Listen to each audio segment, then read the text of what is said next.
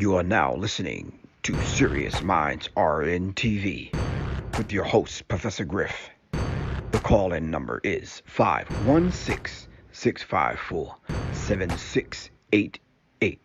That's 516-654-7688. This is Professor Griff, and this is Serious Minds RNTV. Serious Minds for Serious Minds. Seriously.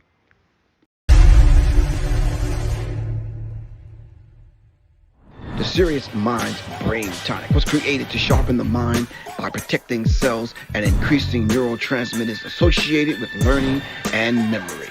This is the Serious Minds Brain Tonic. The Resurrection Formula. This male reproductive tonic elixir is the resurrection you've been looking for. It is a stimulating sexual tonic with mild androgen-like effects that is nourishing to the reproductive system.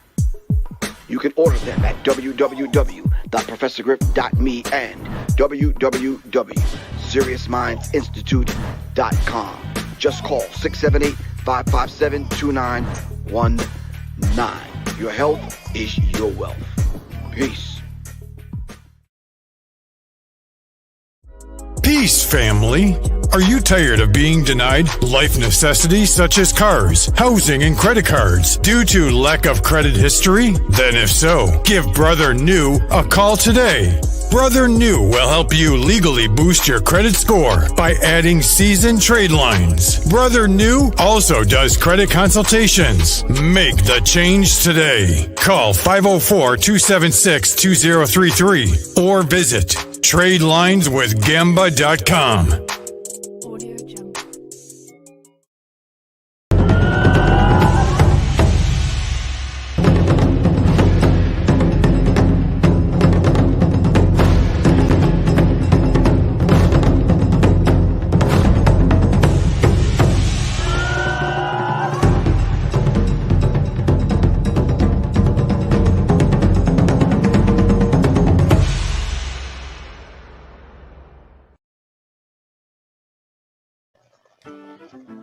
Do your children love learning?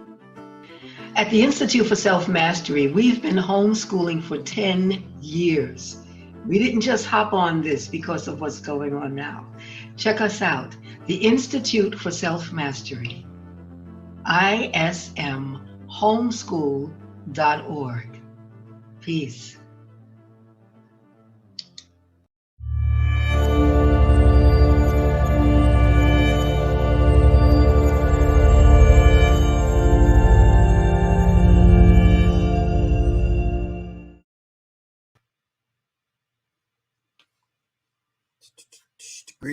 Greetings, family. All right. We're back for the second time today. Thanks to everyone for joining me for the second time today. Conversation we was having a little bit earlier kind of didn't sit right with me, so I said to myself, I think I better kind of make it happen again. Which is always a beautiful thing when you can kind of look at some of the things you said and didn't say, and you want to go back. Charles Williams, thank you very much, man. We appreciate you, good bro. When you want to go back and look at what you said, some of the things you could have said.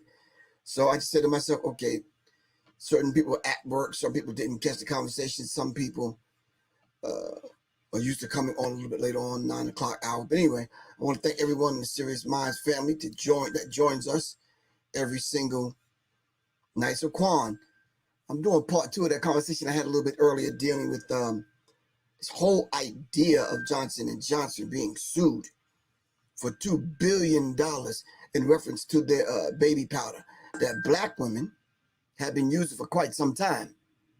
So,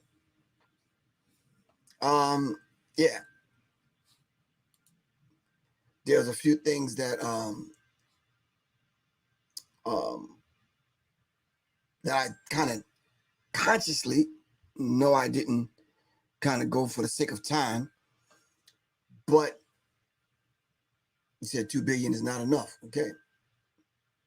Rick Salam, Shaquille Muhammad. So I think it's a conversation that we have to have. regardless of how painful, because someone may benefit from the information that we kind of lay out. All right. So if you didn't catch the conversation earlier, we were talking about Johnson and Johnson. He's talking about baby powder, the talc. We were talking about the idea now of women. I think it's over 1,000 lawsuits on Johnson and Johnson, but Johnson Johnson is a company that didn't fold under the pressure. They had at least 20 products out there. Peace, idea. What's good with you? You good? So, to answer a $2 billion lawsuit probably is nothing for Johnson and Johnson.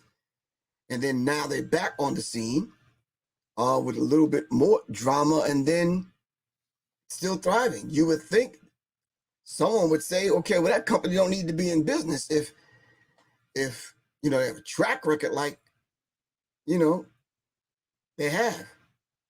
So I wanted to dive further into the subject and hopefully we can get deeper feedback from people. So let's see. Let me see. This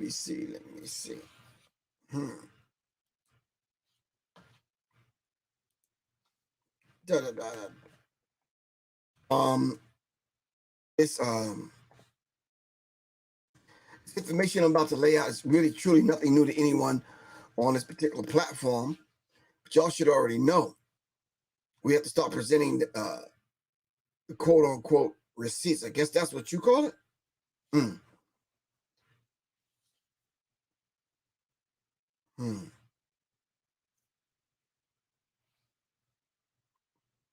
There's a book out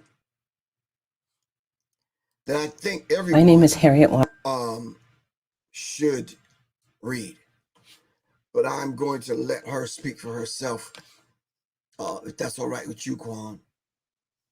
Our elder, now ancestor, Dr. Francis Cress Wilson, laid out the definition of racism, white supremacy in the 9 areas, and I humbly, following in the footsteps of some others, added the 10th area, which is health. So the area of economics, education, entertainment, labor, law, politics, religion, sex, and war, all 9, and we respectfully added health as the 10th. So this conversation needs to be very, very clear, especially to women. All right. So without any further ado, hold on. Try to dive into this subject as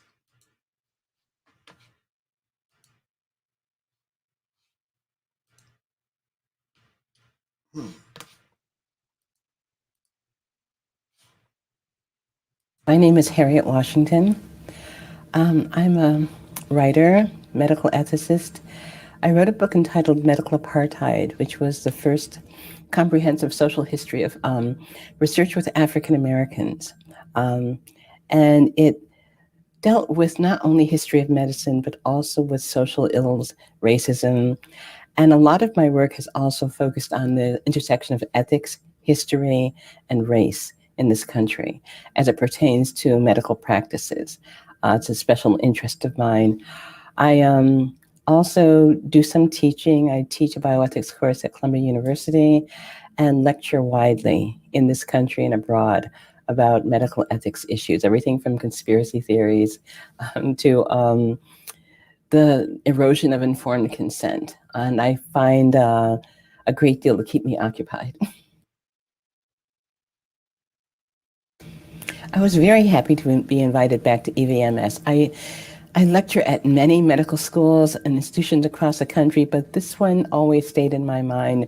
I had especially warm memories of it, and I find it a really exciting place because of the progress and the focus on issues of medicine and medical practice and medical care that go beyond the clinical classwork and the clinical issues.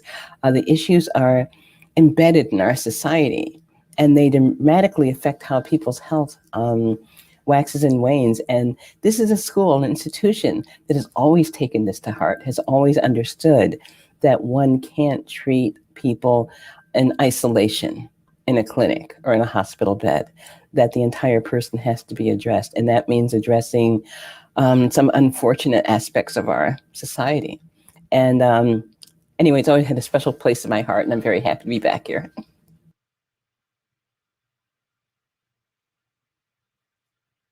It's hard to know what first piqued my interest in looking at the history of ethics as it pertained to African Americans and their treatment by the medical institutions in this country. But I know that my initial desire to be a physician and working in hospitals for over 10 years certainly sharpened that interest.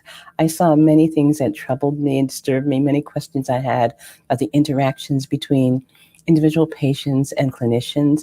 And I actually found that clinicians were often very open about discussing with me their own trepidation about the way they felt constrained to treat patients. But it was a really interesting experience I had that I recount in Medical Apartheid when I was running a poison control center in a hospital in upstate New York. We were allowed to have extra space that was ceded to us by radiology. And I also found an old file cabinet that I knew I could use in my office. So I'm opening this file cabinet, cleaning it out, and I found all these old filed folders of patients that had been forgotten. And being who I am, I read every last one of them, of course. And I was struck by the fact that these were patients who were being considered for kidney transplantation. But their files looked different, and the differences seemed to be assorted according to race. The files of the Black patients were very thin, and those of the white patients were fatter. It's because the ones of the white patients had reams and reams of documentation about their social history, positive. They had positive support from family and friends about their insurance that made them able to pay for this kind of procedure, and bolstering their claim, for a new kidney, called the social profile. The social profiles of the other patients, the Black ones, everyone had the word Negro stamped on it, and they were thinner. Although, in particular, I saw one file that were a gentleman who had insurance, had a loving family like the other patients, and yet the plan for this patient was not to help him find an organ, but to help him prepare for his imminent demise. And I thought, is it race that's separating these patients from a kidney that they need to live? Maybe it is, maybe it isn't, but it certainly looked suspicious, and I had to know more. I think that triggered my interest. After that, I began looking everywhere to see whether or not Black and white patients were being treated equally with the same access to life-saving technologies. And dismayingly often, I saw that they were not. I wasn't a writer then. That's the interesting thing. I was running a poison control center, but when I became a writer, I knew it would be the first book that I felt passionately about, and it was.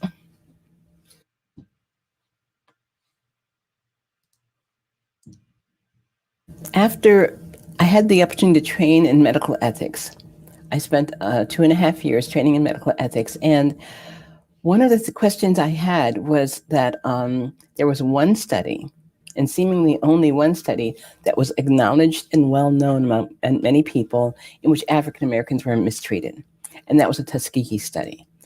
But I had already learned from my own curiosity, my own research, that there had been many, many studies, many of them, in fact, most of them, much worse than Tuskegee, studies in which African Americans were actively harmed, killed even.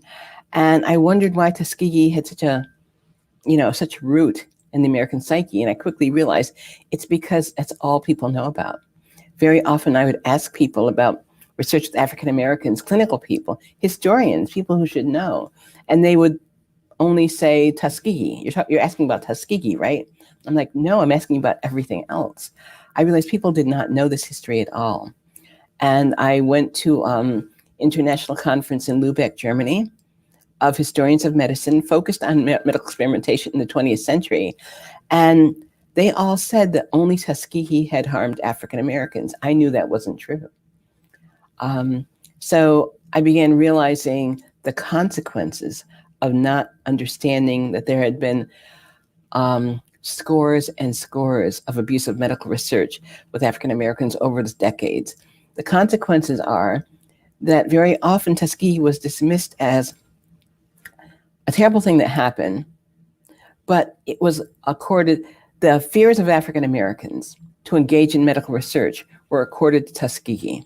Well, they don't want to engage in medical research because they're overreacting to Tuskegee. It was called an overreaction to a single study, and I knew that wasn't true. I knew that people were actually reacting to centuries of abuse, and I thought it was really important to document that because nobody else had. When I went to the medical libraries in Europe and in the US, prestigious organizations like Harvard's Countway Library, you would find shelves filled with abuses toward whites and other groups, but nothing on the abuse of African Americans, nothing in books. But when I went to the basement and looked at the medical journals from the 18th, 19th century, I saw plenty there, but it was episodic. And I thought someone needs to pull this together so that people will understand that there's an entire canon of abusive research with African Americans. So people will stop dismissing it as a myth when these were actually all too real. And that's what I did.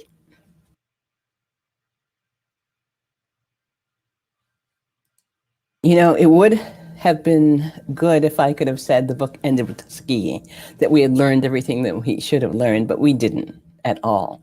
So what's happened is that we have many, many abuses after Tuskegee, at least as many after Tuskegee as beforehand. And there is not a sphere of American medicine that has gone untouched. Radiation experiments, experiments with children, reproductive abuse and experimentation. It's everywhere. Any sphere in which there's an interaction of African Americans with the system, you're going to find their abuse by the system. And in research settings, it was even more prevalent because in research settings, unlike therapeutic settings, there's a laissez-faire attitude often reigned. The interesting thing is that today we comfort ourselves that we have this matrix of laws that protect research subjects, and we do. That's a good thing. But laws are only as good as the people who enforce them and adhere to them. And all too often, the laws are not being adhered to, and even more often, we are passing laws now that actually erode informed consent, that reduce people's right to say yes or no in medical research. And when we do that, African Americans are often the most frequent victims of that. So unfortunately, although we do not engage in the most horrific physical abuses of the 18th and 19th centuries, we still do have many, many research studies that are ethically problematic and frankly abusive. So we still have not learned everything that we should have.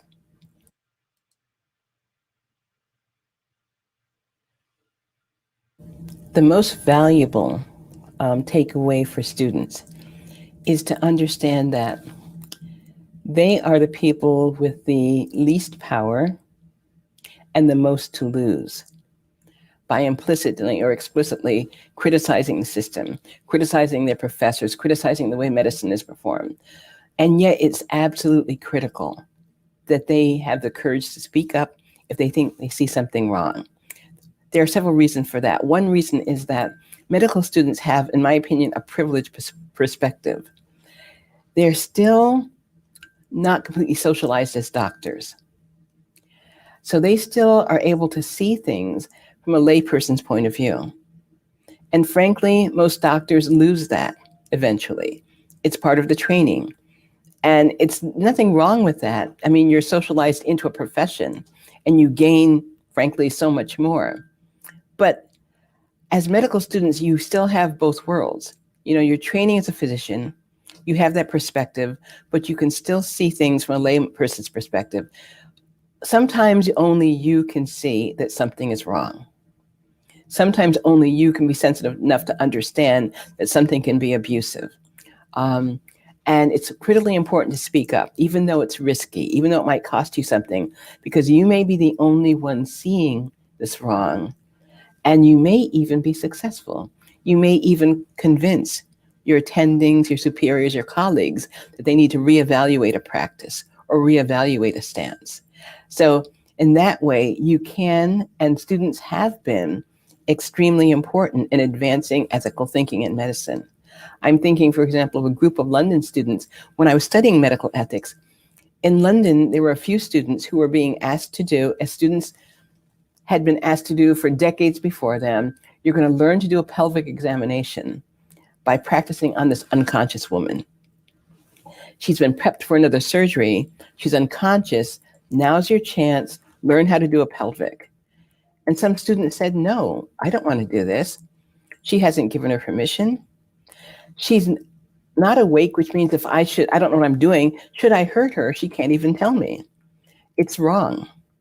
They convinced their attending. They convinced people in their hospital. That hospital stopped allowing this practice. Other hospitals fell in suit. And in this country, some hospitals also no longer allow this. So their vision actually changed the practice of medicine. And that's the most important thing I have to say to medical students.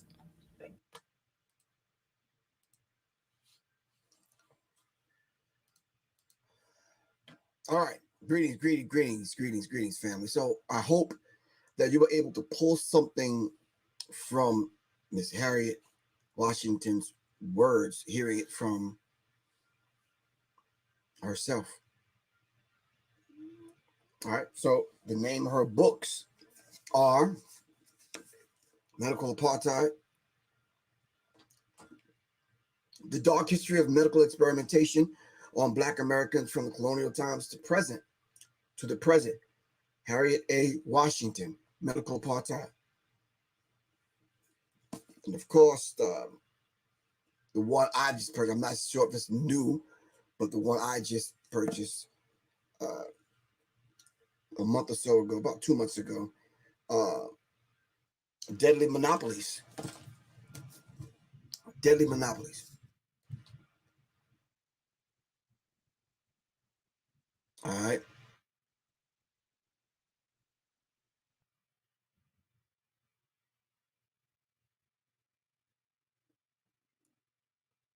The shocking corporate takeover of life itself and the consequences for your health and your medical future. Harriet A. Washington, Deadly Monopolies.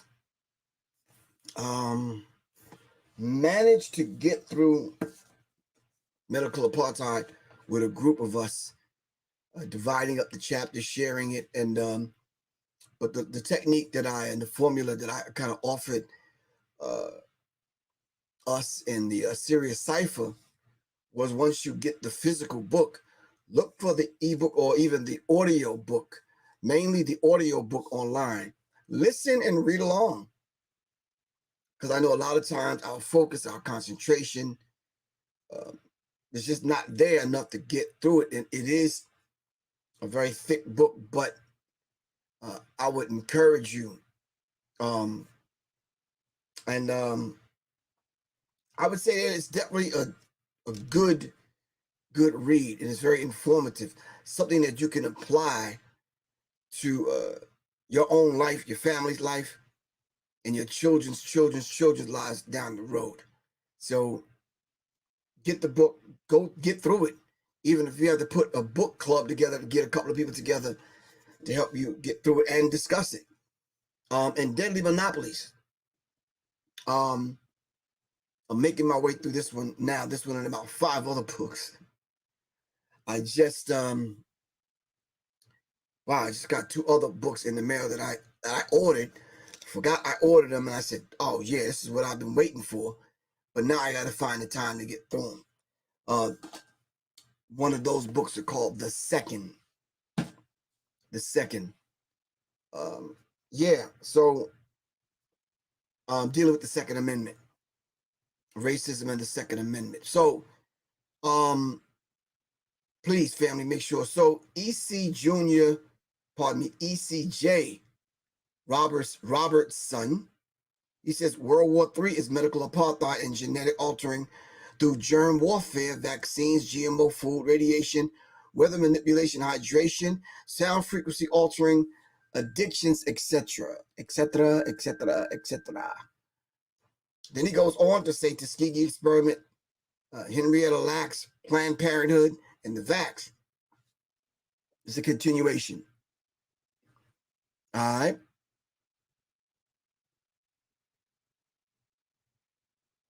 All right. So that's where we are, fam. Our elders and our ancestors care enough about us to,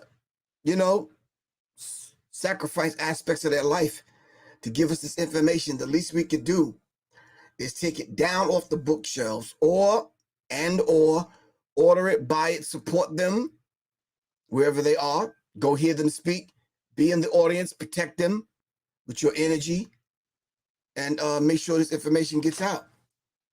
All right.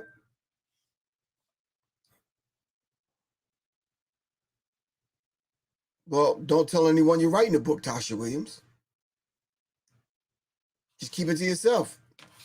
That's what I had to do with the psychological covert war on hip hop. I kept it to myself because I knew the people in the industry wouldn't like what I had to put in the book. Hey, but somebody got to tell the truth. It's there to be told. It's waiting on someone like us to come along to tell the truth. All right. And I know, Paul Higgins, you're absolutely correct. Population control is the end game for these devils. We need to wake up. I think we're awake, Paul. I'm not sure what segment of people that you're talking about. We're all awake. That's why we're having this conversation right now.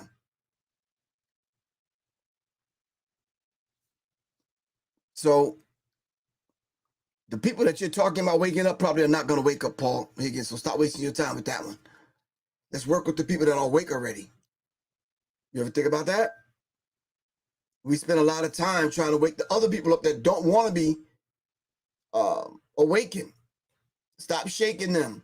Stop telling them you got coffee brewing. Stop saying you're going to be late for the whatever. Let them sleep. Let them stay right there. That's cool. Some of us are awake already. So why can't the people that are awake, why can't those like minds come together? Like minds like mine.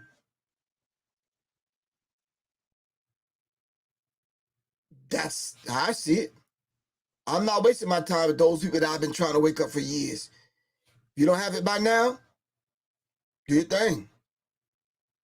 Because you're awake for every goddamn thing else. You're awake for everything else.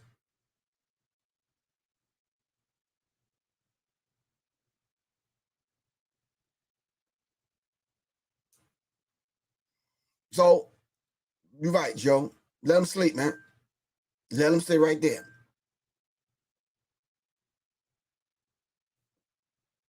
So I said early on, with putting this platform together, Serious Minds, that we're going to start dealing with aspects of solution think. We're going to be able to start coming up with solutions. This is why it's imperative that at least every week we present some of the information for you that you need. But after we present the information, it's up to you. It's not up to us. We're doing our part. Myself, Quan, Johnny Taylor, Great Filibuster, Little Goddess, and everyone else that comes on here that supports the platform.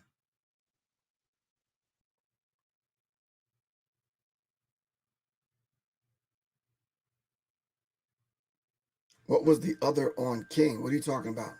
Street Talk Daily? I don't understand that. You got to make that clear. All right. All right. Okay. I mean, yeah, get in, merge into traffic. After you yield, merge into traffic, but stay in your lane. All right. Do what you do. If you can provide information, that's cool, but do what you do. I do what I do, and I encourage you to do what you do.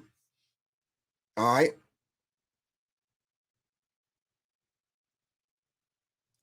Okay. All right. So now let's fast forward to the the J&J lawsuit, $2 billion worth of lawsuit. All right? Maybe y'all can help me out. I know y'all be saying, this dude be asking for help all the goddamn time. I'm trying to put it in a nice way. I'd rather you kind of help me engage this conversation. If I just came on here every night and just kind of sit what I think and feel, y'all be like, damn, that dude's hard. Like, yeah, okay.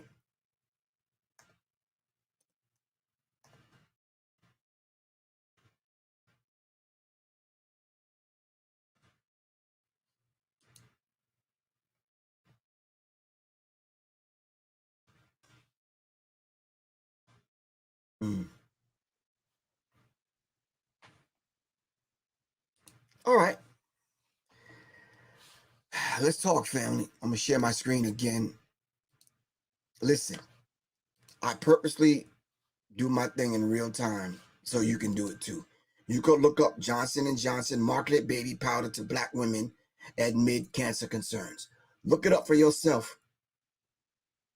Come on. Street Talk Daily, I hear you, but I'm a proponent of you don't straighten out a king's crown in public. You don't straighten the queen's crown in public. Not in that kind of way, but if it's respectful, got you. Young God 71, thanks, man. Really appreciate you. Chris G, peace. What's happening with you?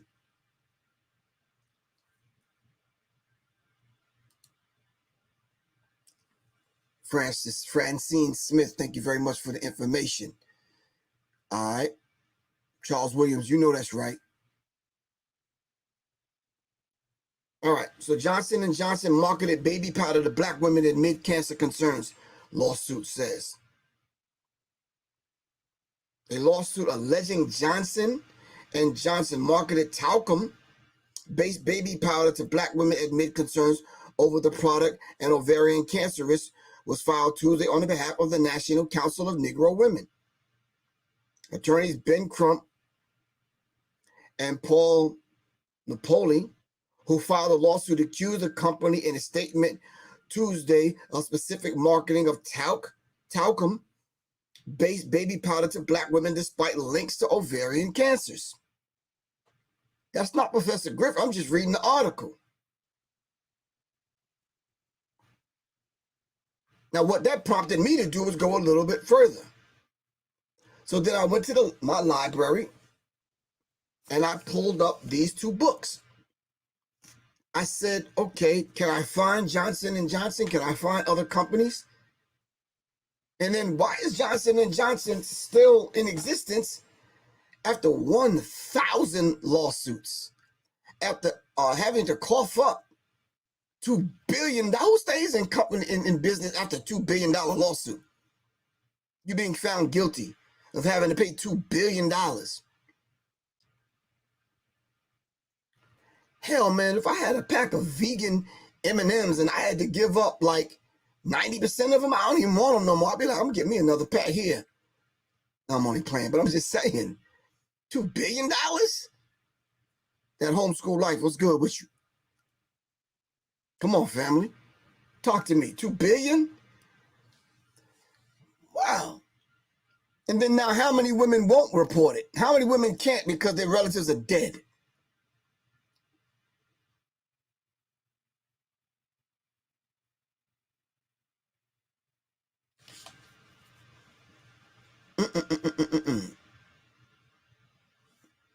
Francine Smith, you're absolutely correct. That's what I was thinking. I was thinking, damn, that's probably some pocket change for them. I was thinking, damn, that's some petty cash.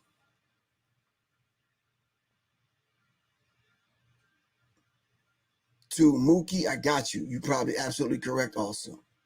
They're probably $1 trillion company. So $2 billion ain't nothing. Cat Mart 502, you need to look into this lawsuit then. All right. Let me get back to this. The case cites reports describing Johnson & Johnson's targeting marketing to Black women, including a report in 2019 from Reuters that nearly half of the company's spending on promotions for baby powder in 2008 and 2010 was directed at overweight and minority women. The vast majority of their marketing for baby powder with talcum in it was marketed and geared towards overweight, fat, chunky, unhealthy Black women.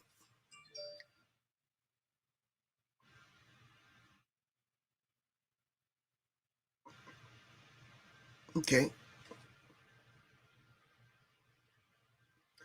This lawsuit is about lives of our grandmothers, our mothers, our wives, sisters, and daughters, all of whom were cynically targeted by Johnson & Johnson, Crump said in a statement. All the while, company executives knew the risk of ovarian cancer from the talc. Scientific findings on the link between talc-based baby powder and ovarian cancer are mixed. Here's where the fuckery starts. Findings as far as back as 1970 have tied the product to ovarian cancer, according to the Food and Drug Administration. A study of 250,000 women led by the United States government and published in January 2020 in the Journal of American Medical Association, which Harriet Washington talks about, did not find strong evidence of a link between baby powder and ovarian cancer. However, the study did not differentiate between talc-based baby powder and other products made with cornstarch and alternatives.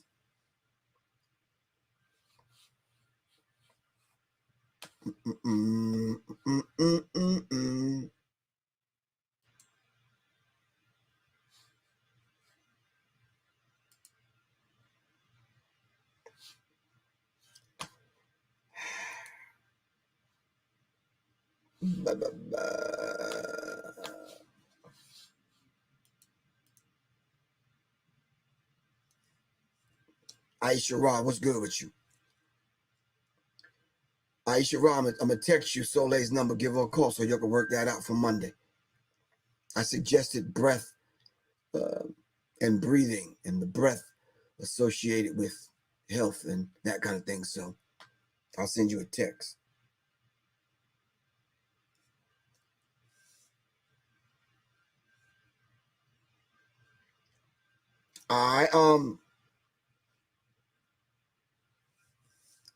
Street Talk Daily. If you don't get that punctuation and grammar correct, I'm looking at it and I'm trying to figure it out. I want to read it, but at the same time, I don't want to stumble over it. Help me out.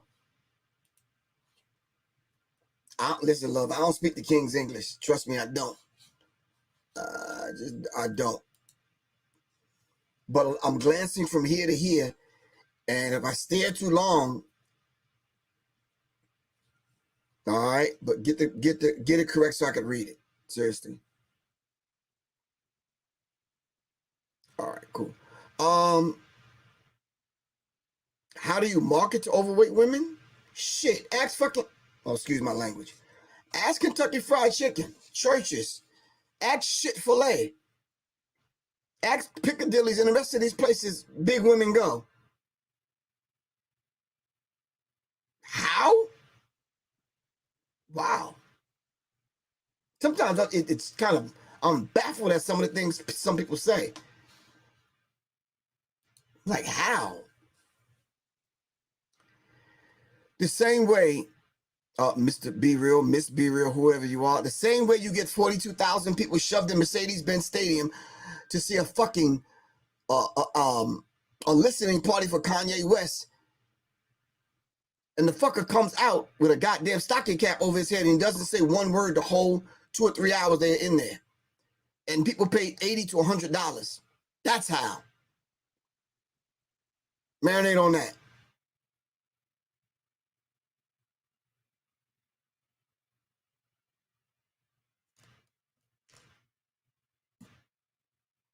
Trina Floyd, I do. Trina Floyd, I have that. One more time. Trina Floyd, I have it right here. Permanent scar. Won't go away. Along with the mercury that's in my mouth, frying my brain and my going into my blood.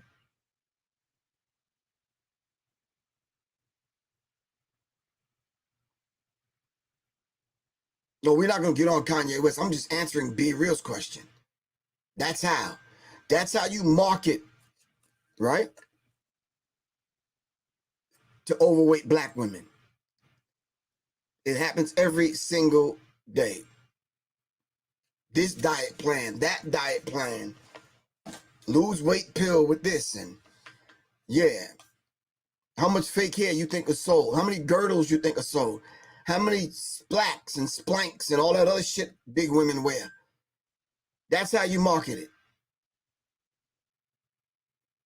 Joe Mullins, you was born in 1968. I was born in 1960.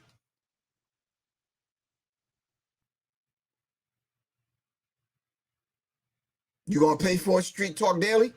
You talking about, that's, yeah. That's a sentence on my screen. Let me hold your credit card. You said you can have the mercury removed. Come on, call me. My number 678-557-2919. Let's go to the dentist together. They were talking $80,000 to remove the mercury out of my mouth.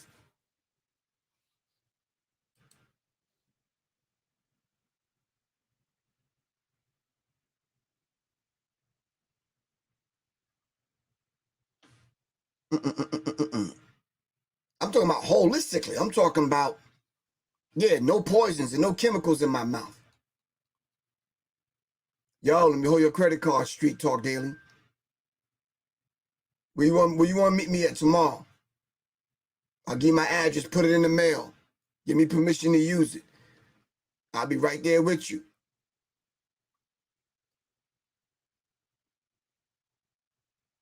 All right. You're right, Young God 71. Fluoride is doing a number on us.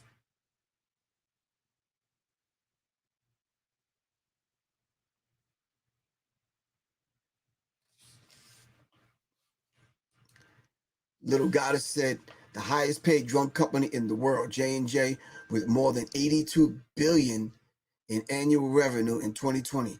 Top products include Tylenol, Stelara, Invega, and various medical devices. Wow. Wow.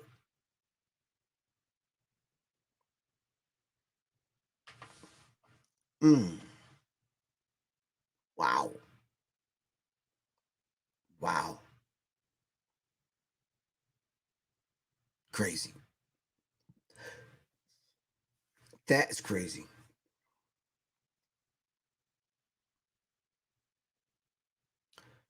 All right, family. I guess we said it.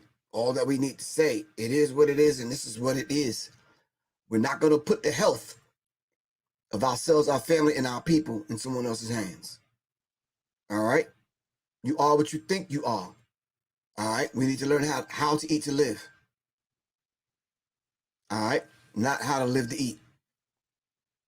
All right? Once again, family, go to www.professorgriff.me, cop the resurrection formula, get it now. I think I have maybe 10 bottles left. And I know I got 10 bottles of the Serious Minds Brain Tonic. Go to www.professorgriff.me. Order both of them. All right? Mr. Edwards, sir, I got you coming, bro. All right? Family, if you've ordered it or you've ordered something else, as a matter of fact, I still got 10. Hold on. I got 10.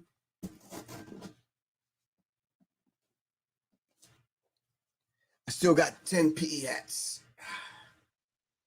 I tried to go see the bootlegger dude when I got back from Belize. He wasn't around. It's been raining, so I guess I'll catch up with him. I'm gonna probably see him on my birthday, my born day is Sunday, and see what else he got. All right, but I still have 10. Go to www.professorgriff.me or the hat. Oh, just text me 678-557-2919. As Quan says, if you would like to purchase merchandise, you can visit www.professorgriff.me or submit your payment to paypal.me/Professor Griff Corp. All right, we was doing a fundraising drive, and I should be sounding a little bit clear or clearer because I did get a mic. All right, so it's just that someone told me you probably didn't need a mic. You probably need to get closer to the microphone. Yeah, but if I get closer to the microphone, these glasses are not allowing me to read what's on the screen. I got to read it from back here. But we'll work it out.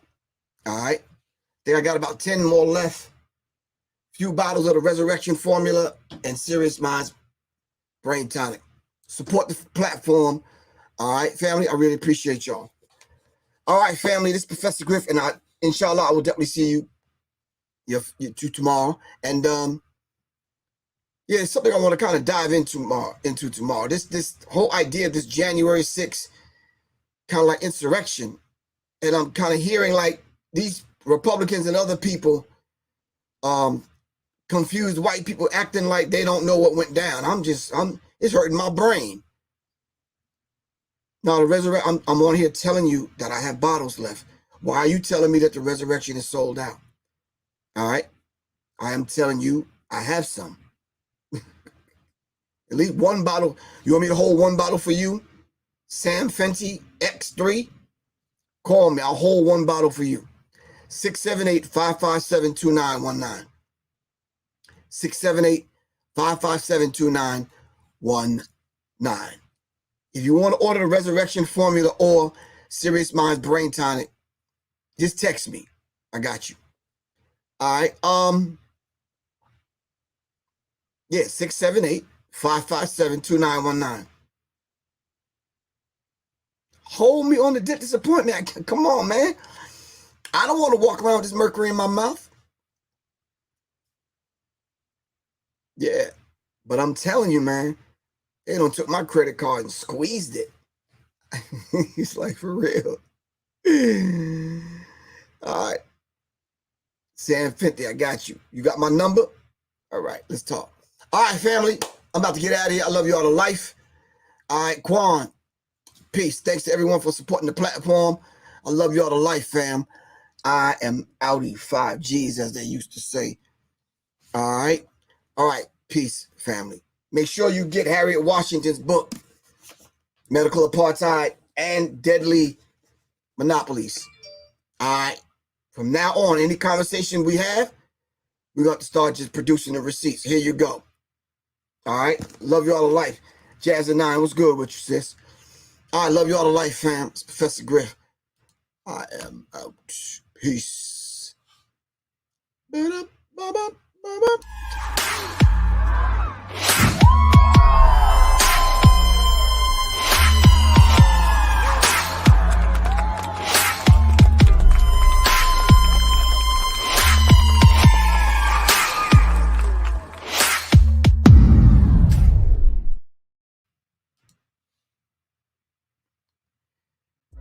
Peace, family. Are you tired of being denied life necessities such as cars, housing, and credit cards due to lack of credit history? Then if so, give Brother New a call today. Brother New will help you legally boost your credit score by adding seasoned trade lines. Brother New also does credit consultations. Make the change today. Call 504-276-2033 or visit TradelinesWithGamba.com.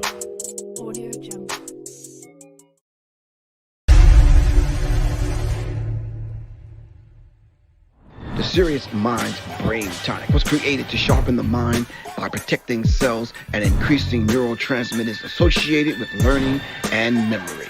This is the Serious Minds Brain Tonic. The Resurrection Formula. This male reproductive tonic elixir is the resurrection you've been looking for. It is a stimulating sexual tonic with mild androgen-like effects that is nourishing to the reproductive system. You can order them at www.professorgriff.me www.professorgriff.me and www.seriousmindsinstitute.com. Just call 678-557-2919. Your health is your wealth. Peace.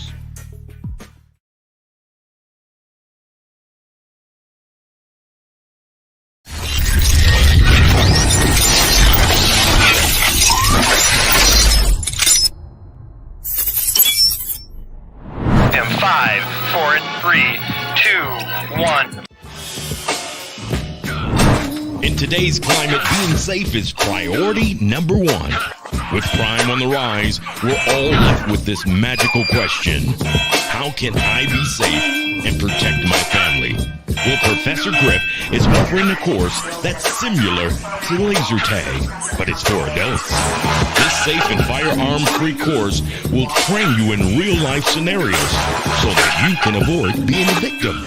This course is growing in popularity as a date night out.